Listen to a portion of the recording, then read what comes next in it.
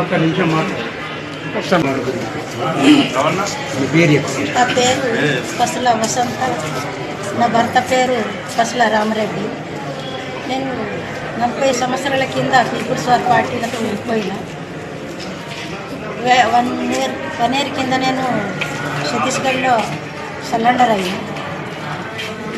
అప్పటి నుంచి ఇప్పటిదాకా నాకు పార్టీలో పనిచేసిన అక్కడ ఛత్తీస్గఢ్లో రివార్డు ఇస్తానన్నారు, అక్కడ ఇవ్వలేదు. ఇక్కడ తెలంగాణ కూడా రివార్డు ఇస్తున్నాను, ఇక్కడ కూడా నాకు రివార్డు రాలేదు. అట్లా నాకు ఉండటానికి కూడా ఇల్లు లేదు, జాగ లేదు. ఉన్న ఇల్లు కూడా అంత కూలిపోయింది. నాకు ఒక పాప, ఆ పాప కూడా ఉద్యోగం ఇస్తా అని నేను కోరుకుంటున్నాను, ఉద్యోగం ఇవ్వాలని. ఇట్లా నాకు పెన్షన్ కూడా లేదు. ఇట్లా నేను కోరుకుంటున్నా ప్రభుత్వం ఇస్తుందని. ఒక నన్ను అక్కడ ఛత్తీస్గఢ్లో ఉన్న పార్టీలో మమతాలో పేరు, ఇక్కడ వసంత. నేను 40 సంవత్సరాలు ఫస్ట్ పీపుల్స్ వారు ఉండే పార్టీ పుట్టినప్పుడు 30 సంవత్సరాలు కింద ఇచ్చిన ఫిర్యాదు కాదమ్మా. మన ఎందుకు వచ్చారు, ఏడికి వచ్చారు మీరు ఇప్పుడు? నేను ప్రజావాణిలో ఇక్కడ వచ్చిన సార్, కలెక్టర్ దరఖాస్తు ఇచ్చడానికి వచ్చింది. అక్కడ అడిగితే కూడా ఇప్పుడప్పుడు నాకు 5 సంవత్సరం ఇస్తారు. ఎవరు మీది? అది కొరుట్ల అంబేద్కర్. నా పేరు పసుల కృష్ణప్రసాద్.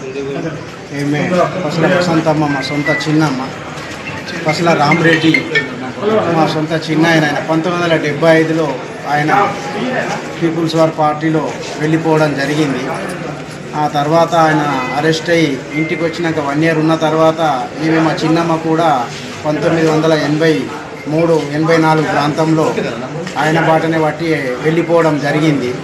ఆ తర్వాత 40-42 సంవత్సరాల తర్వాత ఆమె ఛత్తీస్గఢ్లో మొన్న 31 జనవరి 2025 సంవత్సరంన ఛత్తీస్గఢ్ రాష్ట్రంలో ఎస్పీ గారి వద్ద వెళ్ళిపోవడం జరిగింది.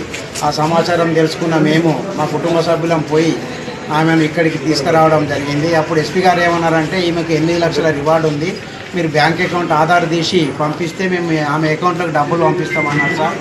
అవి ఇప్పటికి కూడా డబ్బులు ఆమెకు ఆర్థిక సాయం అందలేదు. ఇక్కడి అంత గతంలో మా Korutla Congress party in-charge Juvar Narasimharao sir తోటి కలెక్టర్ గారికి, ఎస్పీ గారికి కలిసి వినతి చేసుకున్నాం. అప్పుడు వారు కూడా ఈమె నివసించిన ఇల్లు కూలిపోయింది సార్. ఆ కూలిపోయిన ఇల్లు కూడా ఇల్లు ఇప్పిస్తాం, ఇందిరామ ఇల్లు అన్నారు. ఆర్థిక సాయం కూడా అందలేదు ఇప్పటి వరకు. అమ్మ జీవనోపాధికి కనీసం ఒక పెన్షన్ కూడా ఇవ్వమని వేడుకుంటున్నాం, పెన్షన్ కూడా రాలేదు. మా చిన్నమ్మకు ఒక కూతురు పసుల భవాని, ఆమె MA BEd అయిపోయింది సార్. ఆమెకు కూడా ఒక ప్రభుత్వం ఉద్యోగం ఇప్పిస్తే ఆమె అమ్మను పోషించుకుంటుంది. కానీ కలెక్టర్ గారికి మేము వినతి పత్రం ఇంతకుముందు గతంలో ఇచ్చుకున్నాం. అది ఇప్పటి వరకు కూడా మాకు ఎలాంటి ప్రభుత్వం నుండి ఆర్థిక సాయం అందలేదు సార్.